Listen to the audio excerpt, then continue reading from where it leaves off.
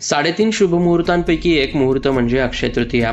या दिवशी कोल्हापूरच्या करवीर निवासिनी श्री अंबाबाई देवीची हिंदोळ्यावरची पूजा पार पडते। यालाच दोलोत्सव देखील म्हटले जाते। देवीची उत्सव मूर्ती गरुड मंडपातील झुल्यावर आकर्षक पूजेसह विराजमान होत असते। या पूजेचे नेमके काय महत्व आहे याचबाबत कोल्हापुरातील मंदिर आणि मूर्ती अभ्यासक ॲडव्होकेट प्रसन्न मालेकर यांनी माहिती दिली आहे। अक्षय तृतीया म्हणजे वैशाख शुद्ध तृतीयेला करवीर निवासिनी श्री महालक्ष्मी अर्थात आई अंबाबाईचा दोलोत्सव म्हणजे झुल्यावरची पूजा संपन्न होते। या दिवशी सायंकाळी 4च्या सुमाराला करवीर निवासिनी श्री महालक्ष्मी म्हणजे आई अंबाबाईची उत्सव मूर्ती गाभाऱ्यातून झोपाळ्यावरती म्हणजे गरुड मंडपामध्ये देवीचं जे लाकडी सिंहासन आहे त्यालाच दोरी बांधून ती तख्तपोशीला टांगली जाते आणि त्याचा झुला तयार केला जातो।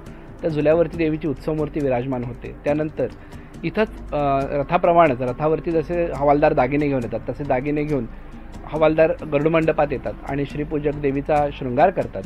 देवीचा शृंगार पूर्ण झाल्यानंतर ज्यांचा आठवडा आहे असे श्रीपूजक हक्कदार श्रीपूजक यांच्या घरच्या स्त्रिया कैरीची डाळ पन्ह आणि हळदी कुंकू पहिल्यांदा करवीर निवासिनी श्री महालक्ष्मी महाकाली महासरस्वती आणि त्याच्यानंतर उत्सव मूर्ती अशा सगळ्यांना देऊन देवीचा हा चैत्रातला हळदी कुंकवाचा सोहळा सुरू होतो आणि चैत्र गौरीचं जे हळदी कुंकू सगळीकडे सुरू झालेलं असतं त्याची सांगता अक्षय तृतीयेला म्हणजे वैशाख शुद्ध तृतीयेला संपन्न होत असते।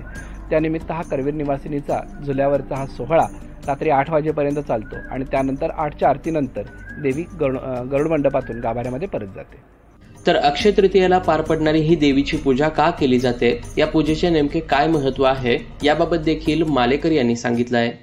हा उत्सव साजरा करण्यामागची भावना अशी की चैत्र गौरी म्हणजे वास्तविक निसर्गसृष्टीचं किंवा या संपूर्ण सृष्टीचं प्रतिनिधित्व करणारी देवता म्हणजे गौरी आणि वसंत ऋतू म्हणजे एकूणच सृष्टीच्या सौंदर्यामध्ये असण्याचा बहरामध्ये असण्याचा काळ आणि इथूनच खऱ्या अर्थानं सृजनाला सुरुवात होते। म्हणजे सृजनाच्या सुरुवातीचा सोहळा म्हणजे ज्याला जसं आपण एखादं दोरदपूर्ती म्हणजे डोहाळे पूर्ण करण्यासाठी एखाद्या गर्भवतीला ज्याप्रमाणे झुल्यावरती झुलवलं जातं तसं संपूर्ण सृष्टीला सृजनाचं स्वप्न पडलं आहे आणि त्या सृजनाच्या सृष्टीची किंवा सृष्टीच्या सृजनाची ही देवता म्हणून सृजनाचा हा आनंदोत्सव सुरू होतो वसंत ऋतूपासून। म्हणूनच देवीला झोपाळ्यावरती झुलवून या उत्सवाला प्रारंभ केला जातो। झोपाळा म्हणजेच हिंदोळा म्हणून त्यालाच हिंदोळा असं म्हटलं जातं। चैत्रामध्ये प्रतिपदेपासून वेगवेगळ्या देवतांना हिंदोळ्यावरची पूजा करण्याची पद्धत आहे आणि त्याची सांगता अक्षय तृतीयेला म्हणजे वैशाख तृतीयेला करवीर निवासींना हिंदोळ्यावरती बसवून होते। दरम्यान अक्षय तृतीयेच्या दिवशी संध्याकाळी पार पडणाऱ्या या सोहळ्याला देवीचे नयनरम्य रूप डोळ्यात साठवण्यासाठी त्याचबरोबर देवीला हळदी कुंकू वाहण्यासाठी अनेक भाविक आणि महिला मंदिरात गर्दी करत असतात। लोकल 18साठी साईप्रसाद महेंद्रकर, कोल्हापूर।